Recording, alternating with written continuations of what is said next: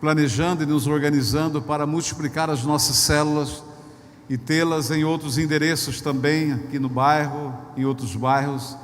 Então nós estamos orando e buscando em Deus direção, lideranças, líderes, para que possamos ter outras células, para que a igreja possa participar. Amém?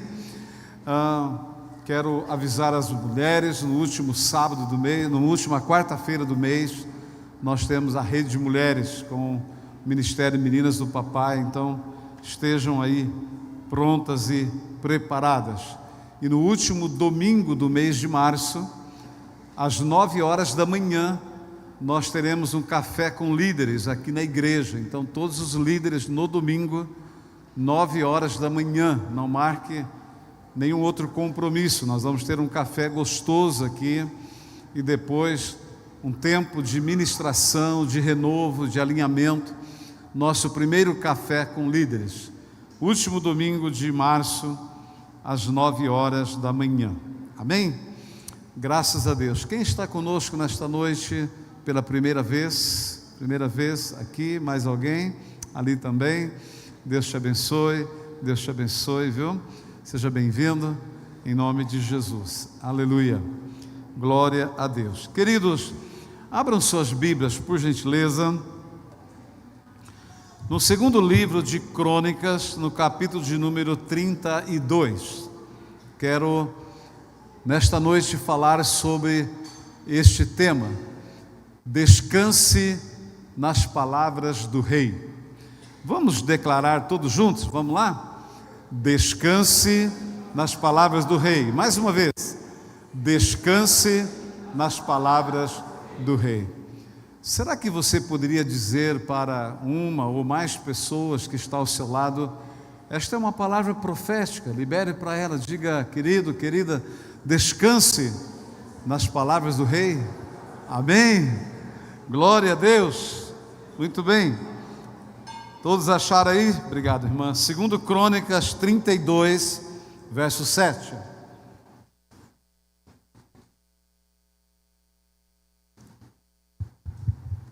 Olha o que diz a palavra de Deus: esforçai-vos e tende bom ânimo, não temais, nem vos espanteis, por causa do rei da Assíria, nem por causa de toda a multidão que está com ele, porque há um maior conosco do que com ele, para nos ajudar. Com ele está o braço de carne, mas conosco o Senhor nosso Deus para nos ajudar e para guerrear nossas batalhas. E o povo descansou nas palavras de Ezequias, rei de Judá. Amém? A última parte, vamos ler todos juntos? E o povo descansou nas palavras de Ezequias, rei de Judá. Muito bem. Queridos, o rei da Assíria, por nome de Senaqueribe, ele veio contra Judá. Ele queria tomar Jerusalém, declarou e decretou uma guerra. O desejo dele era tomar a cidade santa. Mas Ezequias, que era o rei de Judá, naqueles dias, ele teve assim uma sabedoria muito grande. E ele logo cuidou de proteger a cidade. E ele usou ali algumas estratégias humanas e algumas estratégias de guerra. Nós não vamos entrar aqui nos detalhes do que Ezequias usou para proteger a cidade, mas ele teve um cuidado muito grande em proteger o coração do povo, a mente do povo, a fé do povo, a segurança do seu povo. Como rei, ele se levanta e ele lança uma palavra no coração do povo, para preparar aquele povo espiritualmente.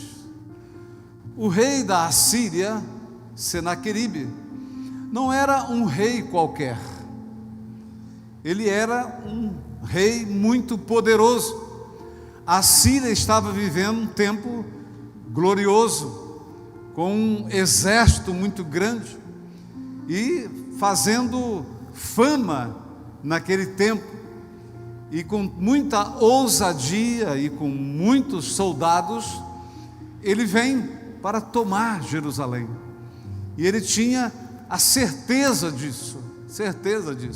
No entanto, Israel não era um pequeno exército, mas Israel estava até que enfadado nesta época de tanta luta, de tantas guerras. E muitas vezes isso acontece conosco, não é? A gente se enfada de tanta guerra, de tantas lutas, que vem um certo cansaço, abatimento de tantas lutas, de tantos inimigos que não cessam de se levantar. Mas o rei Ezequias, naquele tempo, naquele momento, ele se levanta e ele encoraja o povo, e ele libera uma palavra sobre o povo. E depois que ele libera esta palavra de poder, e esta palavra foi tão forte, foi tão tremenda, que o texto termina dizendo que o povo descansou nas palavras do rei. Ou seja, o povo aceitou, o povo entendeu, o povo encontrou segurança, o povo entendeu que aquelas palavras eram suficientes para protegê-los, para guardá-los. Olha que tremendo isso. O rei era simplesmente o rei. No entanto, os reis daquela época, eles não eram tão somente coroados, mas eles eram ungidos. E esta é uma grande diferença. Diga para a pessoa que está ao seu lado: o Senhor declarou sobre a tua vida uma palavra, e Ele diz que você é povo santo, povo adquirido, sacerdote real. Amém? Olha, veja bem. Então termine dizendo para o seu irmão: por isso que você é ungido de Deus. Há uma unção de Deus sobre a tua vida. Amém? Então o rei Ezequias não era um rei qualquer, que foi coroado, aclamado rei. Não, mas ele foi ungido. Os profetas, o profeta do momento, ele deitava o azeite sobre a cabeça do rei. Então o rei, ele recebia o poder para reinar, a honra para reinar, a glória para reinar, a autoridade para reinar, mas ele também recebia unção de Deus. Por isso que a palavra do rei, ela era irrevogável, imutável. A palavra que o rei, ele liberava, ninguém podia mudar a palavra. E quando o rei pegava o seu sinal, e ali ele cravava naquele decreto, naquela lei, nenhuma lei humana também poderia revogar, poderia mudar, porque a palavra do rei tinha poder, a palavra do rei tinha autoridade. E esta palavra que Ezequias libera sobre o povo, ela foi de tamanha autoridade, ela estava carregada de tanta unção, que o povo descansou. O povo ficou em paz. Queridos, olhe para o cenário. Um grande exército está vindo contra o povo. Um exército forte, temido, para tomar a cidade.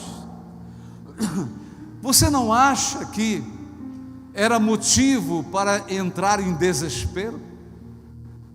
Quantas vezes nós recebemos notícias desagradáveis, notícias fortes, notícias ruins, seja de uma doença, seja de uma perda, seja de uma situação, de uma calamidade, e isso muitas vezes nos desestabiliza emocionalmente e espiritualmente.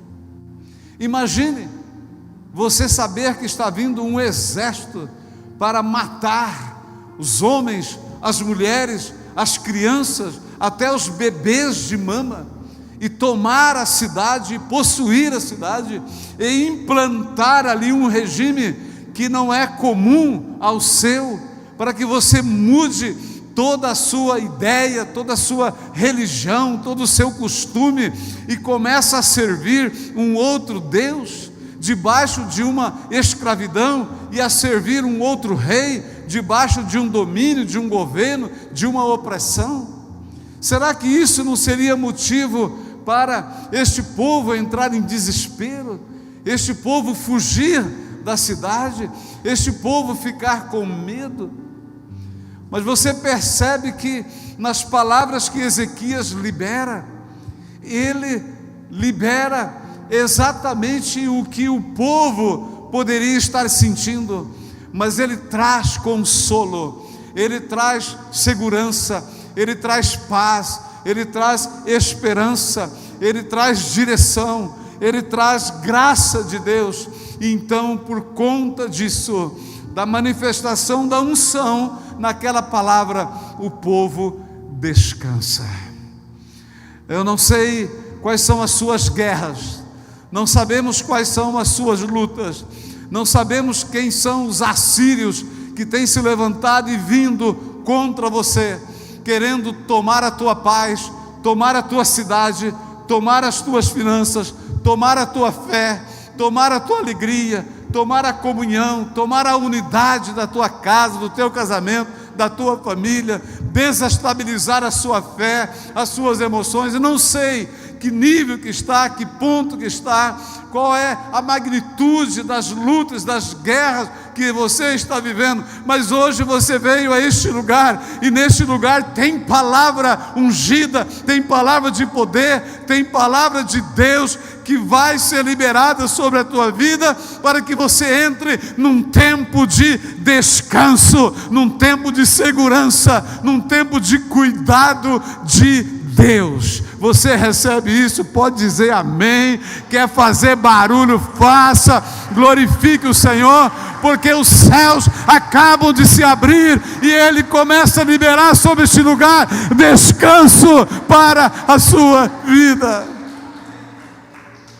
Talvez você está atribulado, está desesperado, não sabe o que fazer, não sabe que atitude tomar, não tem uma direção diante desta situação difícil, desta impossibilidade, mas Deus te trouxe aqui para dar um basta nessa situação e declarar e iniciar um tempo de descanso para você. A situação está aí, os problemas estão aí, as guerras, as lutas estão aí, mas você vai enfrentar elas num estado de descanso. O salmista sabia disso, e ele escreve dizendo assim: entrega o teu caminho ao Senhor, confia nele e ele tudo fará. 2 versículos adiante ele diz: descansa no Senhor e espera nele. Aleluia. Diga para o teu irmão: você precisa aprender a descansar em Deus. Nós precisamos aprender a descansar em Deus. Não podemos fazer o que Deus quer fazer. Não podemos tomar decisões de resolver situações em que Deus quer resolver. Por isso este lugar já está impregnado, desde o momento do louvor, de palavras que vão nos colocar no lugar de descanso. Diga comigo: quando eu tenho uma palavra, não é só uma promessa, mas é uma realidade. Pega isso daí, marca, escreve, amém? Aleluia. Quando Ezequias libera aquela palavra de poder e o povo descansa, ele não estava falando somente de uma promessa, ele estava falando de uma realidade. Sabe por quê? Porque a palavra, ela tem o poder de ativar a fé, e a fé traz à existência o que não existe e me faz ver o que ainda não aconteceu. Isto é fé. Aleluia.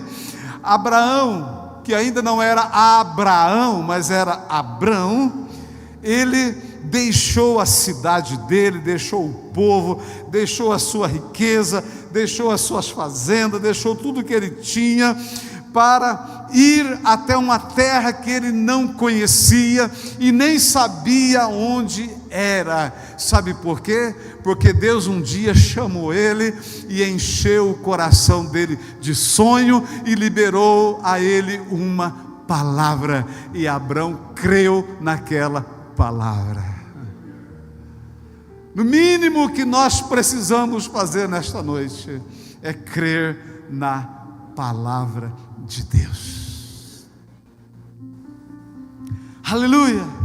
Porque a palavra tem o poder de ativar sonhos e fazer eles tornarem realidade. Você tem um sonho? Tem um sonho? Amém? Você tem um sonho? Eu estou assistindo uma série que fala do tempo da segregação racial dos Estados Unidos. E ali eles colocam constantemente vídeos dos movimentos de libertação de 1963 e 1964 e dali em diante. Em 64 levantou um rapaz, um jovem, e ele fez um discurso em praça pública para milhares de pessoas, e ele disse: eu tenho um sonho. Ele disse: I have a dream. Eu tenho um sonho. Por causa daquela palavra, o povo creu. Os negros creram. Os brancos creram. Os políticos tiveram que ceder.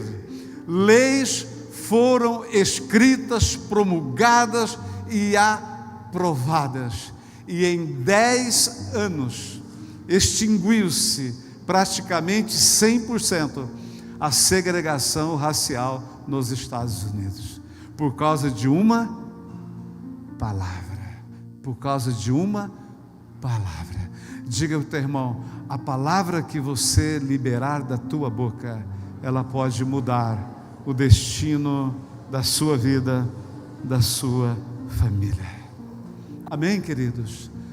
Tem uma passagem bíblica de um homem, e ele era um centurião do exército romano, e o servo dele ficou doente, estava moribundo, quase morrendo, e ele soube que Jesus estava por ali, e ele foi ao encontro de Jesus. E chegando pediu a Jesus que pudesse curar o servo dele. Jesus disse a ele: muito bem, eu vou lá na sua casa e vou orar pelo seu servo e ele vai ser curado. E aquele homem, que era uma autoridade, que tinha também palavra de autoridade, de comando, de governo, sabia o que era autoridade. Ele olha para Jesus e diz: não, você não pode ir em minha casa porque eu não sou digno de recebê-lo. Mas, se você liberar uma palavra, o meu servo será curado. Aleluia, aleluia.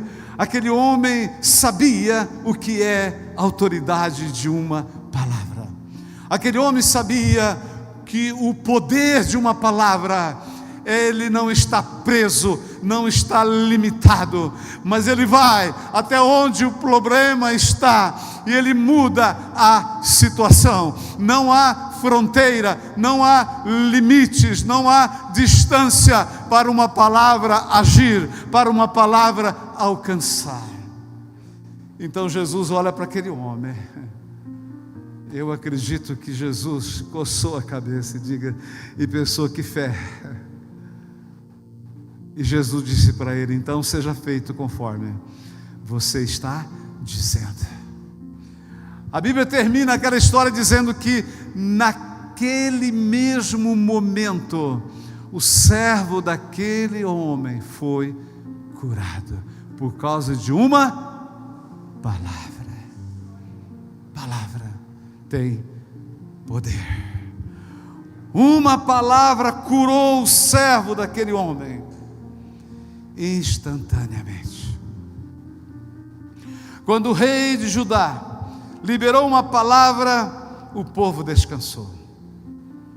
Hoje estamos liberando uma palavra de poder aqui, e você precisa descansar nesta palavra, porque o escritor de Hebreus, no capítulo 4, no verso 12, se puder projetar aí, Fer, por gentileza, ele diz assim: porque a palavra de Deus é viva e eficaz, é mais cortante do que qualquer espada de 2 gumes, e penetra até a divisão da alma e do espírito, e das juntas e medulas, e é apta para discernir os pensamentos e as intenções do coração. Diga comigo: a palavra tem poder. Diga: a palavra é viva, ela é poderosa, ela é eficaz. E esta palavra está aqui. Há uma palavra de Deus aí perto de você. Há uma palavra de Deus agindo e operando na sua vida, na sua família, no seu casamento, na sua casa, na sua saúde. Aleluia, aleluia. Tem um camarada na Bíblia, o nome dele era Enéas, e ele estava doente, estava enfermo. E aí ele está ali junto dos discípulos, não é? Está ali com os discípulos. E aí uns discípulos olham para ele e dizem: Enéas, Jesus Cristo te dê saúde. Naquele exato momento, Enéas foi curado. Uma palavra, uma palavra. Então vamos lá. Qual foi a palavra que o rei Judá liberou? O rei de Judá liberou sobre o povo, e o povo descansou. Se você olhar para o texto, e a Fer podia projetar novamente o texto, você vai ver que a primeira coisa que Ezequias fala para o povo é que o povo deveria se esforçar e ter bom ânimo. Ele diz: esforce e tenham bom ânimo. O que ele disse? Esforça-te e tenha bom ânimo. Queridos, o desânimo promove o fracasso. Por que Ezequias já foi direto ao assunto? Ele disse: olha, esforce e tenha bom ânimo, porque era natural, eu já disse ainda há pouco, seria natural e comum, diante daquela situação, o povo se sentir fraco e desanimado. Mas o rei, ungido de Deus, ele libera uma palavra de contramão. A nossa palavra tem que ser contramão. Olha o que a Bíblia diz: eu quero trazer à memória aquilo que me dá esperança. Aleluia. Eu não estou bem, mas eu estou bem em nome de Jesus. Está difícil, mas está fácil em nome de Jesus. A mulher deixou o filho dela morto na cama, dentro do quarto onde o profeta dormia. E ela foi atrás do profeta, e todo mundo que ela encontrava perguntava: está tudo bem contigo? Ela dizia: sim, está tudo bem. Como pode uma mãe dizer que está tudo bem e o filho morto no quarto, na cama, em sua casa? Mas ela dizia que estava tudo bem, porque a força dela, o ânimo dela, projetava ela para liberar uma palavra de esperança, de vida, uma palavra que iria mudar a realidade que ela estava enfrentando. Aleluia! Está tudo bem. No texto do Evangelho de João, no capítulo 16, no verso 33, olha que Jesus disse: tenho-vos dito essas coisas para que em mim tenhais paz. No mundo tereis tribulações, mas tende bom ânimo, eu venci o mundo. Paulo escreve aos Filipenses no capítulo 4, verso 13, dizendo assim: eu posso todas as coisas naquele que me fortalece. A primeira palavra que Ezequias libera e o povo descansa era que eles deveriam se esforçar e ter bom ânimo. Queridos, não tem como vencer uma batalha se você já sair fracassado. Por isso que durante 40 dias, a cada dia, o exército de Israel se sentia mais fracassado, mais sem ânimo, mais, sem coragem, porque todas as manhãs aquele gigante saía, desafiava com ímpeto, com força, com certeza da sua vitória, e a sua intrepidez, a sua ousadia e a coragem daquele gigante fazia tremer o povo do exército de Israel. Nunca saia para uma batalha já derrotado, com temor, fracassado, mas saia na força do Senhor. Aquele gigante dava talvez uns 3 do Davi, mas o Davi disse: eu vou contra ti, em nome do Senhor dos exércitos, porque aquele que estava em Davi era maior do que aquele que estava lá no lugar da batalha, aquele gigante. Amém, queridos?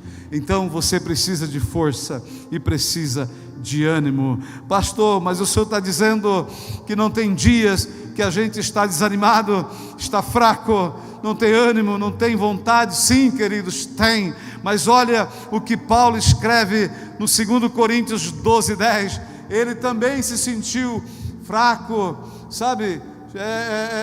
sem ânimo. Ele também se sentiu, desanimado, mas ele escreve assim: eu me sinto prazer nas fraquezas, nas injúrias, nas necessidades, nas perseguições, nas angústias, por amor de Cristo, porque quando eu estou fraco, então é que sou forte.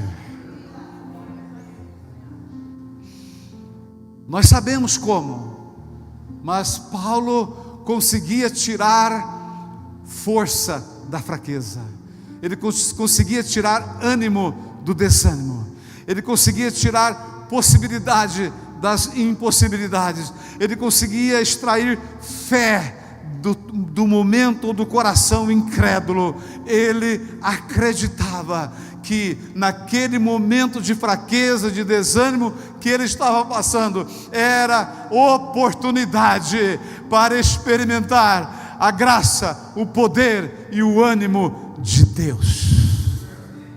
Então ele começa dizendo que nesses momentos difíceis ele glorificava, ele adorava, ele louvava. Diferente de muitos, ou até mesmo nós, que em momentos difíceis nós murmuramos, nós entregamos, nós reclamamos, nós brigamos com Deus, acusamos Deus, colocamos Deus na parede dizendo: Deus, eu sou bonzinho, eu não mato ninguém, eu não faço mal para ninguém, e por que o Senhor permite isso comigo? Queridos, isto não vem ao caso, nunca devemos fazer isto. Aleluia. O Jó disse: Deus me deu, Deus tirou, bendito seja o nome do Senhor. Em qualquer circunstância, adore a Deus. Esta sorte vai mudar, porque a adoração e o louvor move o coração de Deus, e Ele opera. Paulo e Silas, acorrentado e preso, à meia-noite começaram a adorar e louvar, depois de tomarem uma surra em praça pública, e as prisões foram abertas, porque o céu mandou um terremoto ali, e ele foi livre para a glória de Deus. Diga para o teu irmão: prepare-se, meu irmão, Deus está movendo e preparando um terremoto, e Ele vai mandar para libertar e te abençoar. Amém? Amém! Então, primeira palavra que o povo descansou: esforce e tenha bom ânimo. Projeta aí, Fer, por favor. A segunda coisa que Ezequias, rei de Judá, ele fala para aquele povo, a segunda coisa, não, volta um pouquinho, Fer, volta um pouquinho. Ele disse para o povo assim: não tenham medo e nem se espante, não temais e nem vos espanteis por causa do rei da Assíria, nem por causa da multidão que está com ele. O que ele disse? Não tenham medo e nem se espante. O medo tira a pessoa do foco. Quer perder o foco? Quer perder o propósito? Deixa o medo dominar. Espantar, Deus, não se espante. O que é espantar? É ficar assustado, ficar apavorado. Sabe qual é o próximo passo depois do espanto? É o medo, a insegurança. O rei estava dizendo: não tenham medo, nem com o problema em si, nem com o inimigo, e nem com aqueles que apoiam os seus inimigos.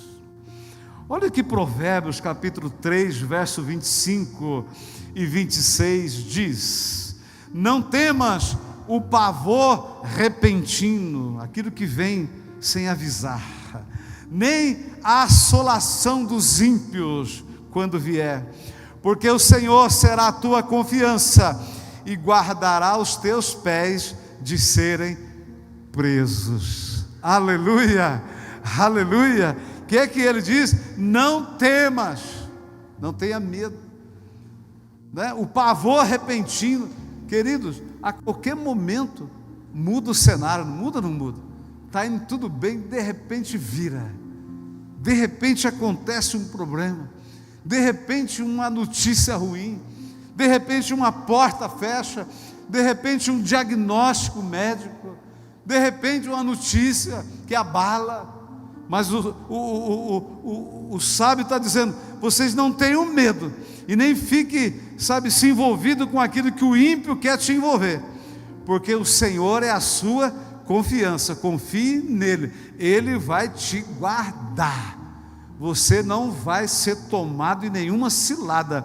O que ele está dizendo? Os teus pés não serão presos, o Senhor vai te guardar. Amém? Aleluia. O final é muito melhor do que o começo. Glória a Deus. No Evangelho de Marcos, capítulo 5, verso 35, diz que enquanto ele ainda falava, chegaram pessoas da casa do Jairo, da chefe da sinagoga, e disseram: a tua filha já morreu, por que ainda incomodas o mestre? O que, percebendo Jesus, disse ao chefe da sinagoga: não temas, crê somente. O Jairo era outro religioso, líder de autoridade, deixou a filha doente em casa, morrendo, e veio pedir para Jesus ir lá. Esse foi diferente, ele queria que Jesus fosse na casa dele. E Jesus está indo, está indo. Mas no caminho, uma senhora doente há 12 anos, com uma hemorragia no seu útero incurável. Aquela mulher, tomada por uma palavra, ela gera no seu coração uma fé incomparável, indiscutível. Ela diz: olha, se eu somente tocar na orla das vestes dele, eu serei curada. Esse era o caminho do milagre que Jesus estava percorrendo, era o caminho da fé, era o caminho das impossibilidades. E então aquela mulher toca em Jesus, e quando toca, Jesus para, porque saiu a autoridade, poder, virtude, unção de Jesus. E a multidão aglomera, e Jesus começa a perguntar: quem foi que me tocou? E os discípulos entram em crise, porque diz: todo mundo está te tocando, e você quer saber quem foi que tocou? Jesus: não estou falando desse toque, eu estou falando de toque de alguém que tem uma fé diferente, de alguém que está carregado por uma palavra de poder. Alguém me tocou porque eu senti que esvaiu de mim poder. E aquela mulher constrangida, ela diz: Senhor, foi eu que te toquei, eu que te toquei. E quando esvai poder de Jesus, estanca a hemorragia daquela mulher, por uma palavra que foi gerada no coração dela. E este episódio da mulher demorou um tempo, e este tempo foi o tempo suficiente para a filha de Jairo morrer, e alguém sair da tua casa e vir avisar o Jairo, que estava ali no meio da multidão, vendo todo aquele milagre acontecer. E ele chega no meio do povo e diz: ei Jairo, vamos embora para casa, já estão velando a tua filha, ela já morreu, pare de incomodar o mestre com coisa que é incômodo. Diga ao teu irmão: Deus não se incomoda de te abençoar, meu irmão. Aleluia, Ele está pronto para te abençoar. Então Jesus olha para aquele homem, que também saiu da tua casa debaixo de uma palavra gerada no seu coração, de muita fé, e ele diz para Jairo: Jairo, não temas, crê somente. Queridos, nós precisamos investir mais tempo para crer do que para temer. Nós precisamos investir mais tempo para confiar do que duvidar. Nós precisamos investir mais tempo para estar com Ele do que estar com as nossas possibilidades, os nossos jeitinhos. A Bíblia diz que, de fato, quando Jesus chega na casa de Jairo, a filha dele estava morta.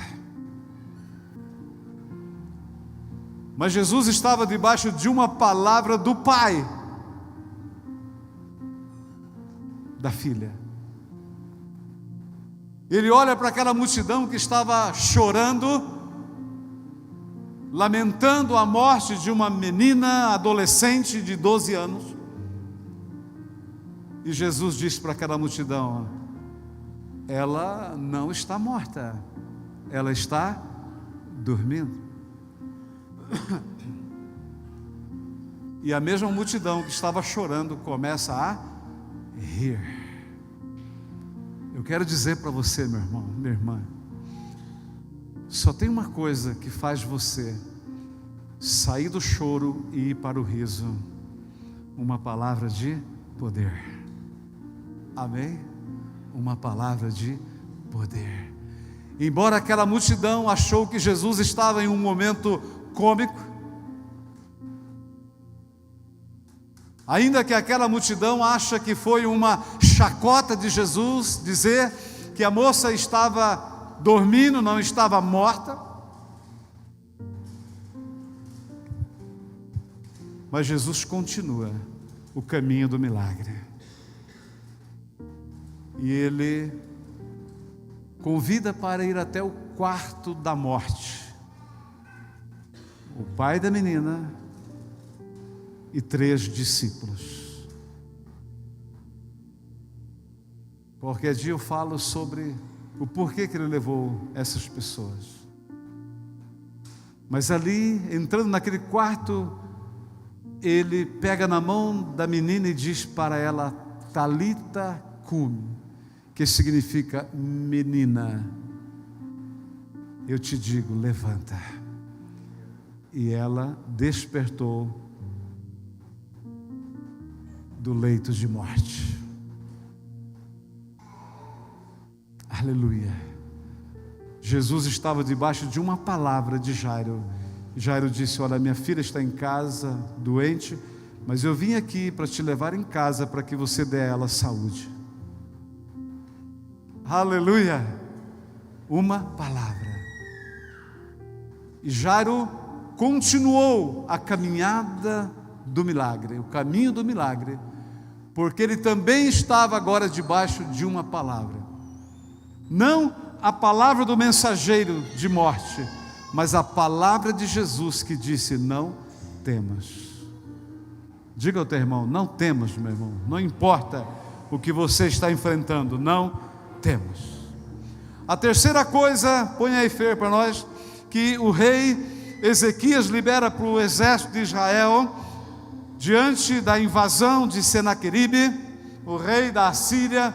Ele diz para aquele povo, olha, maior é o que está conosco do que o que está com ele, porque há um maior conosco. Diga comigo, maior conosco do que com ele.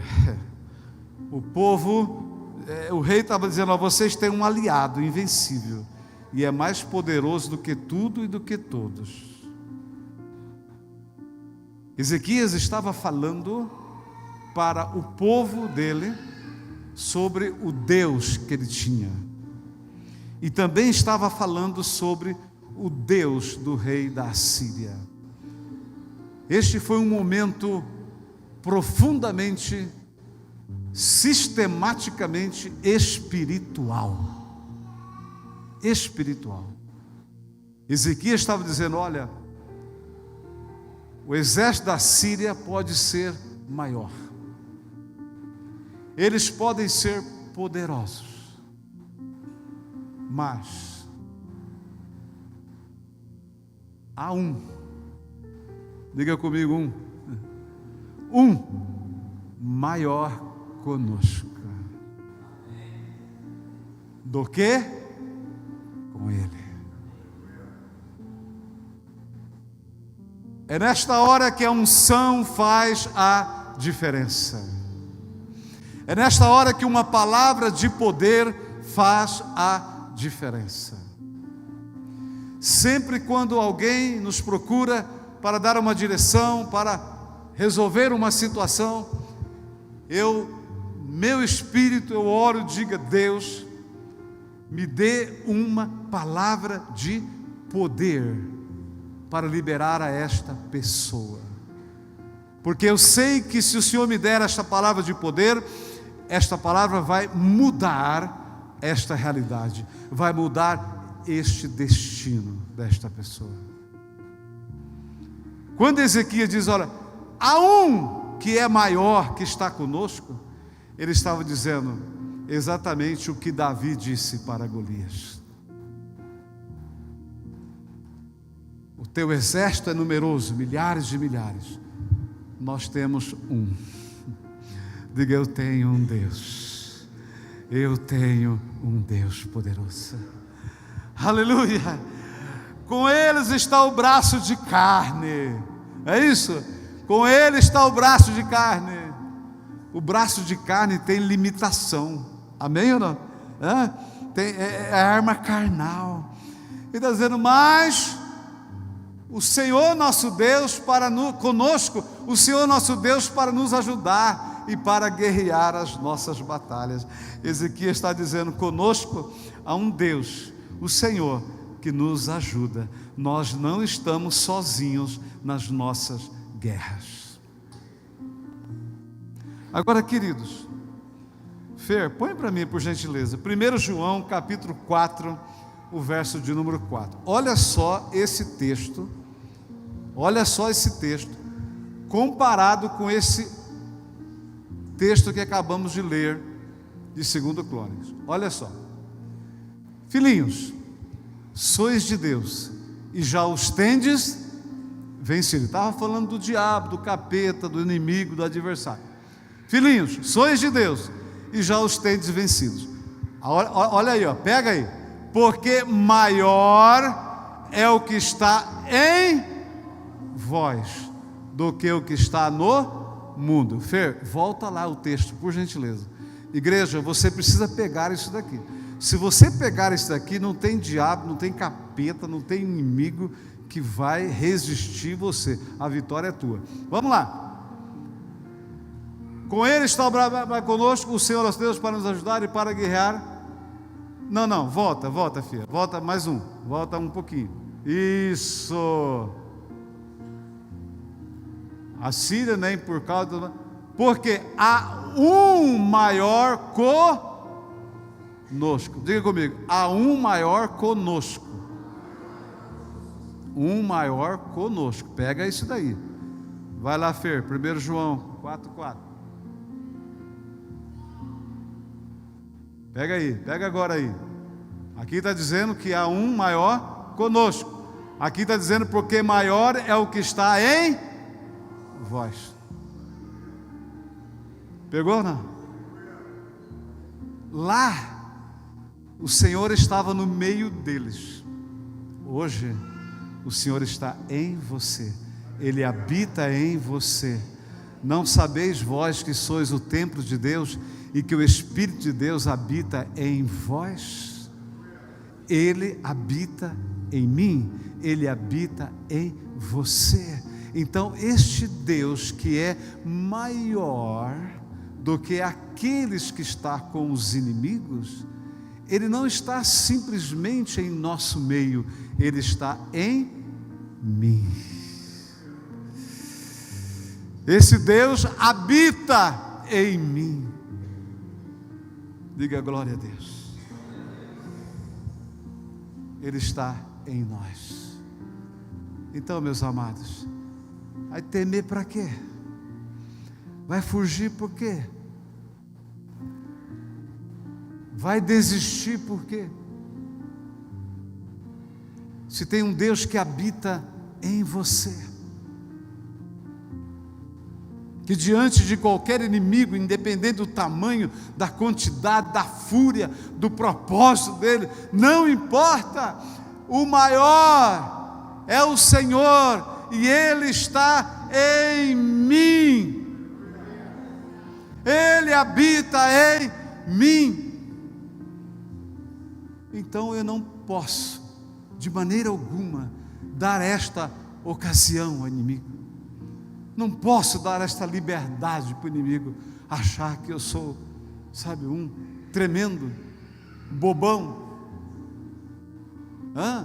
medroso, covarde.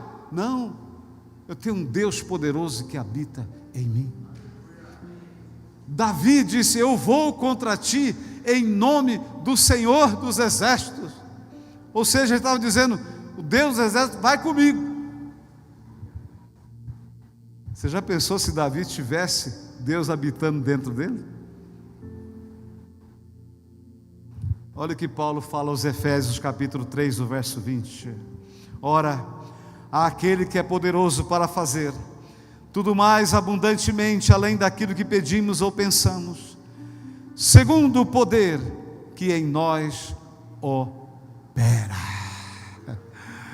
Diga ao teu irmão, chacoalhe, diga: meu irmão, tem poder de Deus que opera na tua vida e através da tua vida. Não tenha medo, não fuja, levanta na força do Senhor.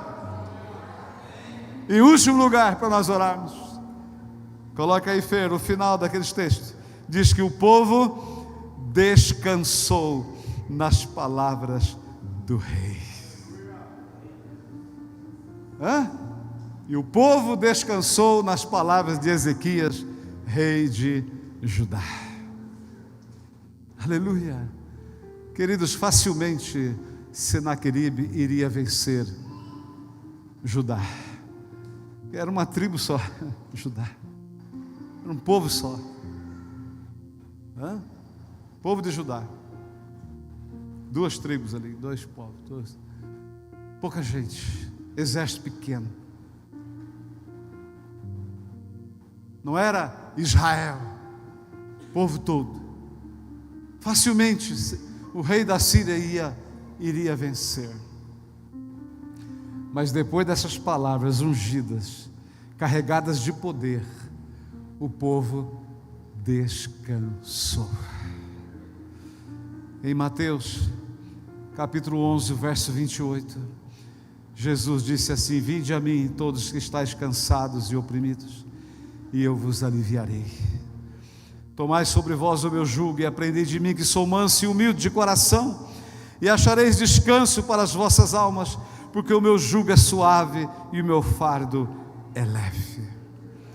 Salmista, no Salmo 62, o verso 5, ele escreve: ó minha alma, espera silenciosa somente em Deus, porque dele vem a minha esperança.